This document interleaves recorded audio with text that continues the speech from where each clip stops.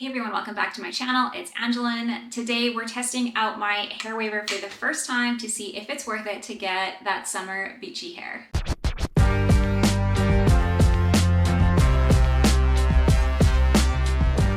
Today, I'm going to be doing an honest review of the Bombay Hair Waver, trying it for the first time and letting you know if it's worth it for your summer hair. If you're new to my channel, welcome. I post all types of content, wellness, fitness, self-care, try-on hauls, so be sure to hit that subscribe button to follow along for more. All right, let's get into this. Now, I'm 38 years old and I grew up in the era, in the 90s, of the hair crimper. Yes, I had a hair crimper. We all had hair crimpers. So when I saw these hair wavers coming onto the market, I immediately was feeling nostalgic, and although super intrigued, I did not want my hair to look like what it looked like in the 90s. However, after seeing lots of ads on Instagram, Amazon, I decided to pull the trigger and purchase a hair waver attachment for my wand and give it a go. Now, the reviews for most hair wavers that I've seen are the hair waver super easy to use, produces really nice beachy waves. So I'm gonna do the work for you and let you know if this is actually worth it. Now, this hair waver I'm using is actually from Bombay Hair, and I believe it's a Canadian company. They were having a sale for their birthday, and I got this for next to nothing. The reviews were really good, except people were complaining that the hair waver itself is really heavy because you do have to hold it for an extended period of time. You know, obviously if you're gonna crimp your whole head. For me, I don't find it that heavy, but of course I haven't been holding it for that long. I'm gonna go ahead and plug this guy in, turn it on, and heat it up, to about 390, and we're going to see what we got going on here. All right, let's take my nest out. I just got out of the shower, home from the gym. Definitely want to start with applying some heat protectant. Now, I always love the look of when I braid my hair and then take it out and I've got that nice little wave. So if I can achieve that look with this hair waver, I'm gonna time to see how long it takes me to do this whole head of hair. I do have a lot of hair, and it is quite frizzy. Now, there are multiple sizes of hair wavers. If you are looking for, a more defined wave, you're gonna wanna go with a waver that is smaller. This is a 32 millimeter waver, I believe, so it's made for longer hair, and it's made to give kind of a looser wave, which is kind of what I'm going for. I'm gonna section my hair off.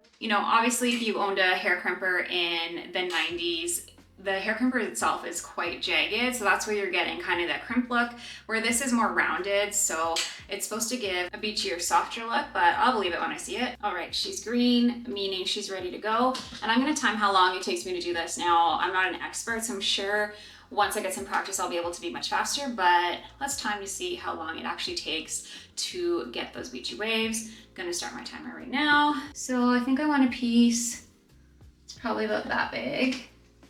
Ooh, this is massive. Just gonna hold it for a few seconds, release it, make my way down. So there's the first piece, not bad. I'm already bored. I get so bored doing my hair, blow drying it, curling it. I like it because it's kind of like a messy, undone look. So my hair is always messy and undone, but this just makes it a little bit more refined and polished. All right, so far not bad. Go to this side, and I know I could have done a better job sectioning my hair. This is how I normally would do my hair, like just really quickly sectioning it once and twice. So I don't know if you're like me, and as you get bored doing your hair, your sections end up getting bigger and bigger. So the bottom of my hair always looks so good, like when I'm doing a blowout or curling my hair, because I've actually taken the time. But by the time I get to the top, I'm so tired and bored and over it that I take bigger sections, and the top always looks way worse. I'm already on the last bottom piece. It's so funny, I had this hair waver in my shopping cart for so long. I was watching the latest season of Ginny and Georgia, and Max's hair